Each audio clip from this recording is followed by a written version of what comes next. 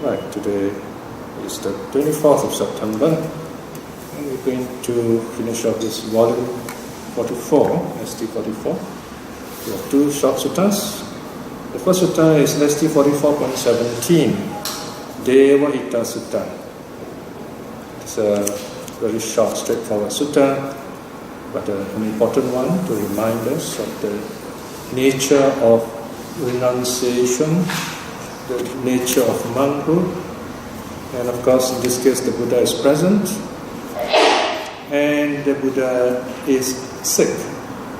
He's not feeling too well, he's having some winds. So here we see the human Buddha. Of course the question is very interesting. We have a human Buddha and he attains nirvana. So some other religious people may say, the Buddha is a human, so it's not God. So how can he help us? The whole point about Buddhism is that the Buddha is human, and this is the central teaching. The second teaching is that the Buddha dies. Of course, if you are human, you have to die. And these are the two key teachings which link us as human beings to the highest goal that Buddhism provides us. To put it very simply, in the case of God religions, you can only believe in God, but you can never become God. But in Buddhism, you can become Buddha if you want to, but you don't need to. You can cultivate what we might call Buddha-ness, if you like, to make it non-technical. You see, what's important here is to understand the nature of technical terms and non-technical terms. Once teachings become technical, they become fixed in meaning, then it becomes dogma. You have to believe in it, that you are right or wrong. Whereas if you look at the early Buddhist teachings, for example in the Sutta Nipata, the early suttas, an important characteristic is that the Buddha uses words in a non-technical way. Non-technical way means what? It's like telling stories. It's like someone talking to you. You like this person, you love this person, maybe it's your parents telling you something. The person is telling you with love, telling you something real. So, I don't remember my parents ever talking to me in technical terms. So they will tell us things which matter in everyday language. That's one way of putting it.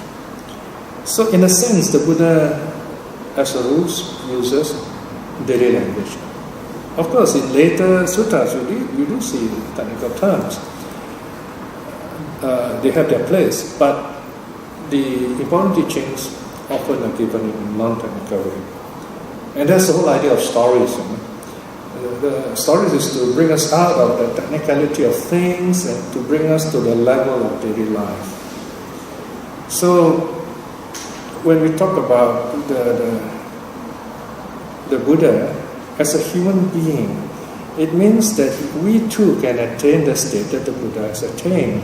And what is this state? The Buddha, through understanding his mind, is able to transcend this body. So this is another way of understanding Buddhism. You have the body, you have the mind. The body limits us to this world. The body is this world, the five senses. Because of what do we sense? Eye, ear, nose, tongue, body, mind. We sense the world. These are five ways of making sense of the world. The eye sees the light and the forms. The ear, the sounds, nose, the smells, and so on. This is the physics of reality, if you like. These are our five senses. And our five senses, in other words, ground us to this world. This is samsara. We are caught in this world. And if you are totally dependent on your five senses, then you will have to suffer the consequences of the five senses also. Simple as that. On the other hand, what the Buddha has discovered and teaches us is that we can put to rest all these five senses. That's called meditation. And when all the 5 sense doors are closed, so to speak, then the mind is focused. When the mind is brought to its fullest power without the destruction of the 5 physical senses, we are able to experience the mind fully. And this mind can be so focused and so powerful that it can go beyond the limits of the 5 senses. And this is when the Buddha discovers awakening. Now the question is, why didn't the other great teachers of his time or before his time discover the same thing? They were all great meditators. One main idea still grounded all these great teachers to the body, to the world. There's the idea of a permanent soul. Anything permanent is against the truth, simple as that. I mean, the Buddha and the Buddhists are not against soul or anything. It's just that it doesn't exist. Nothing permanent can exist. Now, Westerners don't like the idea if you say there's no soul, because to them, the soul is another meaning. It's the artistic meaning. Yeah? For example, you say the soul of the artist. He put his soul into it. In other words, spirit. That is something else. It's not what we're talking about. Not a religious idea of something permanent. Basically, what Buddha is teaching us is nothing that remains the same for even 2 moments. And if you understand that, then you are on the way towards awakening. Right? So the Buddha's passing away affirms this truth. The Buddha has to pass away. But that's not the end of Buddhahood, because there are some more Buddhas coming. As long as we are human beings and we are willing to use our minds, we are not enslaved to the body, we will not only evolve, we'll evolve beyond our body. Biological evolution is evolution of the body, the species. Species is the crowds of bodies, many bodies at the same time. The evolution of numbers.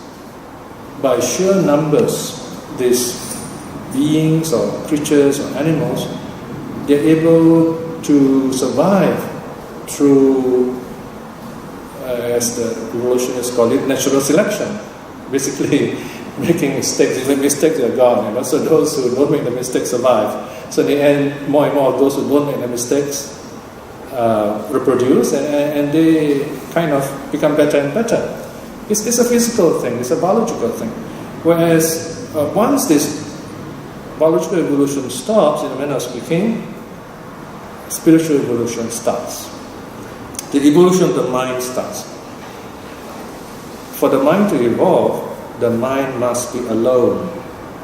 There is no crowd mind, so to speak. You can't evolve your mind in a crowd, the awakening mind, that is. Of course, there is a crowd mind. The crowd mind doesn't feel. Actually, you can use either word, depends how you define it. I use the word feel in the sense of direct experience of reality. The crowd mind doesn't experience true reality. Even if they do, they are not capable of using that knowledge, because the crowd just do things together. You are expected to do things together. And usually there's a leader. And this leader would kind of decide how the crowd thinks and feels. So the crowd, in fact, you can even say the crowd doesn't think. The crowd just follow. Whatever the person in front does, and nobody knows. So, in Buddhist meditation, early Buddhist meditation, the idea is to free your mind. How do you free your mind? Free from what?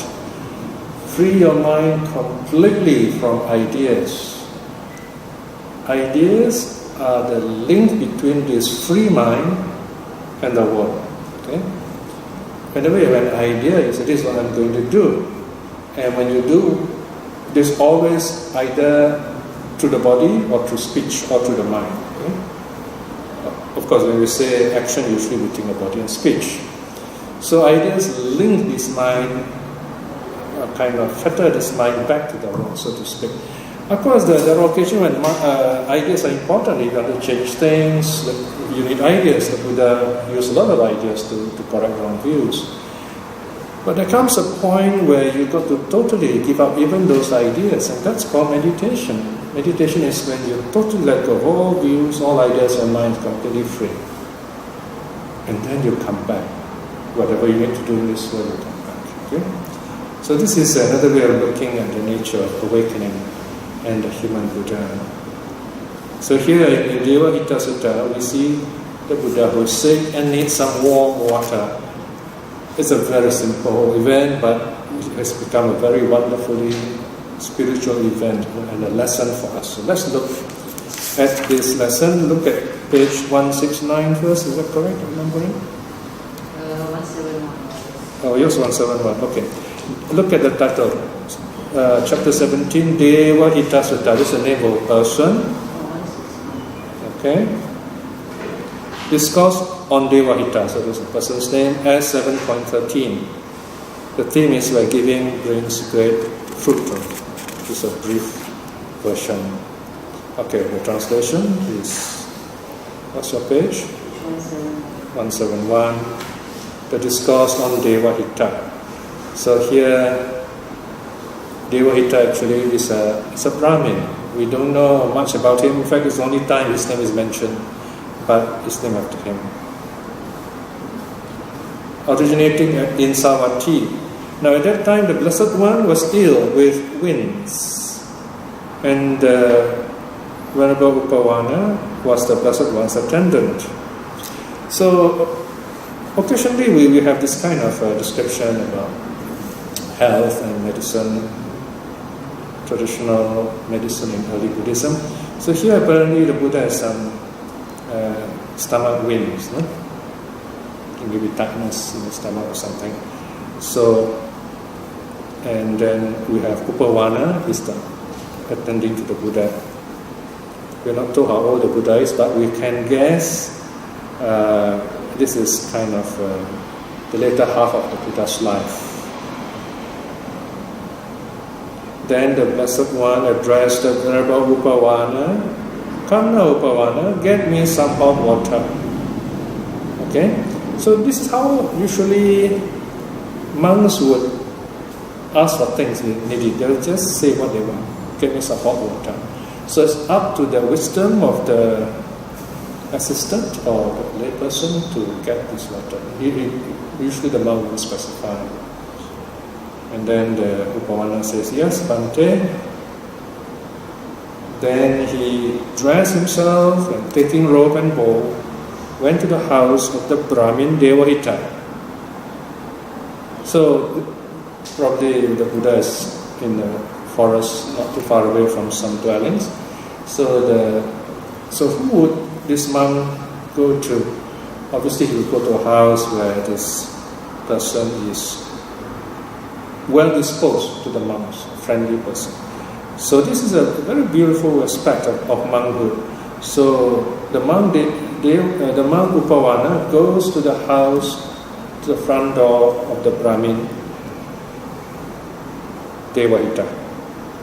Section 4. Then the Brahmin, before that, section 4, the numbering is got to be corrected. Section. Number 4. I think you can, next one is change to 4.2. I'm reading 4. Then the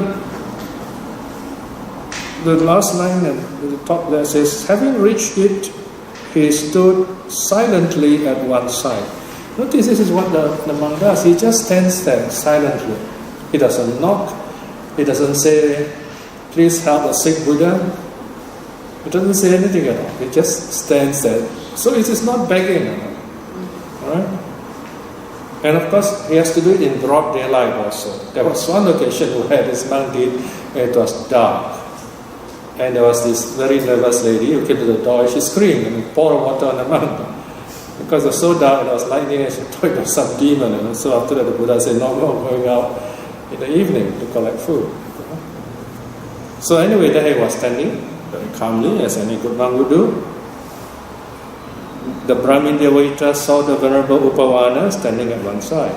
Again, it stands at one side, not right in front of the door, okay? Seeing thus, he addressed the Venerable Upavana in verse. Okay, it's a Brahmin, so he addresses in verse.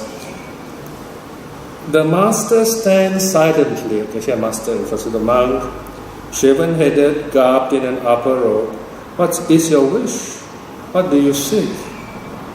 What have you come here to beg for? Okay, to ask for. Right?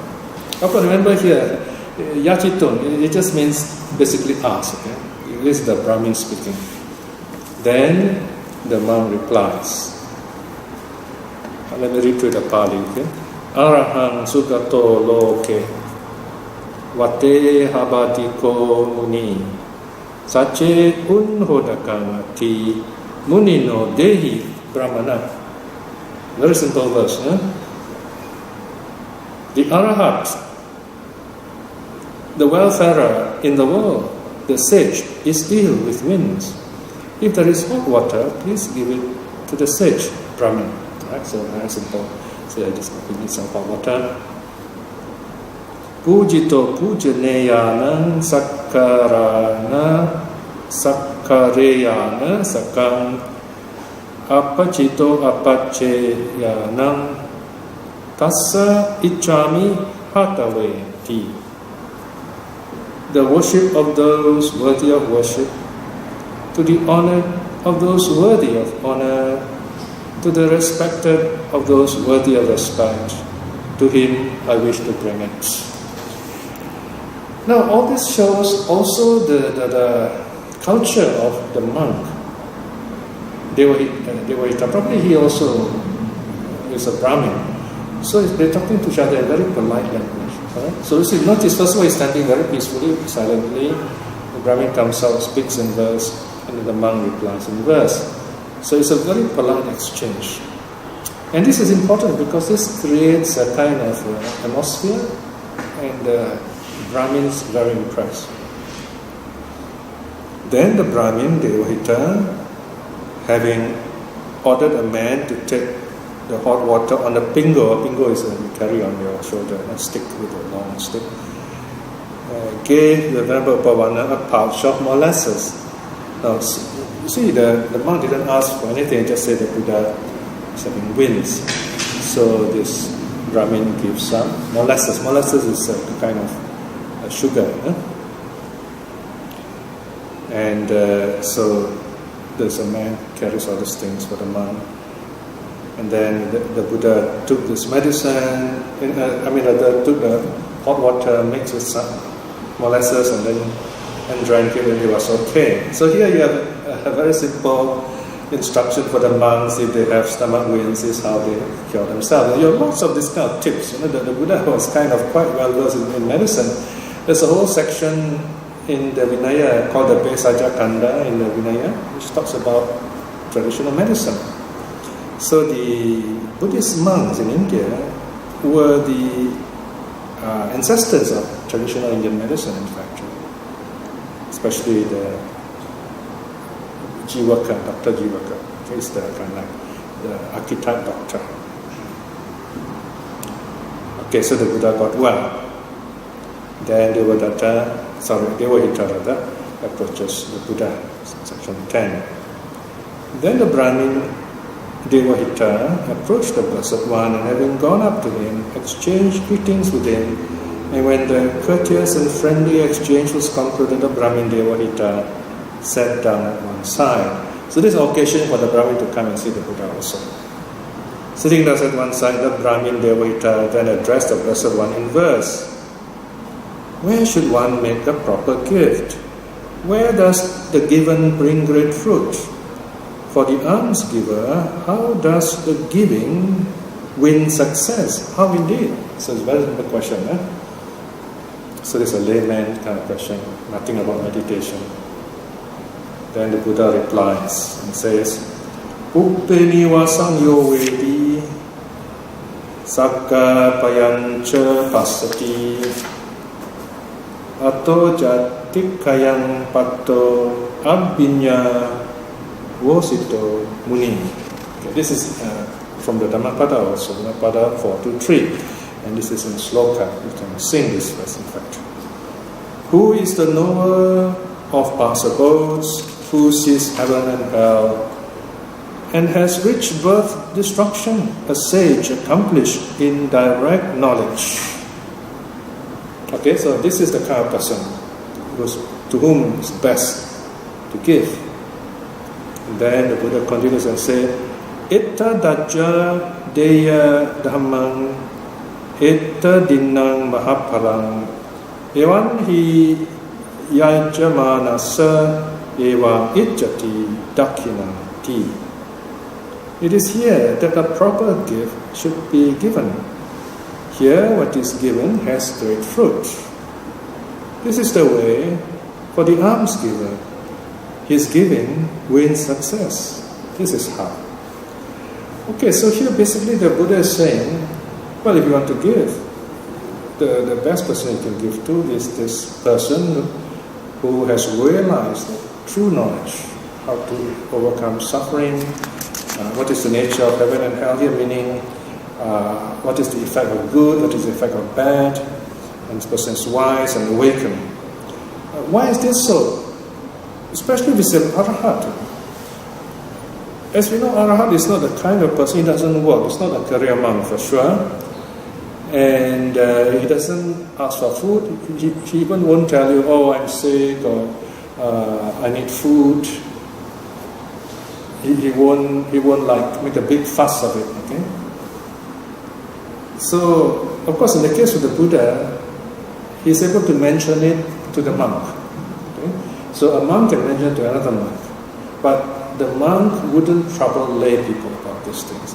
So in other words, in the case of the arahat, who is meditating, even if he gets sick, he knows he's going to die, he'll just let it happen. It's not even attached to his life. So imagine this kind of person, if you don't give him food, he'll just die. And it's such a waste. But they can be great teachers, like exemplars. So we support them so that they can live their natural life and teach us, be exemplars to us. What we need in this world are people who, just by their presence, give us a sense of peace. They are themselves peaceful people. And these are the people who change on this. So this is why we should give to them. Of course, the Brahmin is very happy. Then the Brahmin says, excellent, excellent, Master Gautama. And then he goes for refuge. And the sutta ends there. So it's a very short, very simple sutta, and how Devahita gives the Buddha some warm water and some molasses. And the Buddha heals himself and teaches the Dhamma to this Brahmin.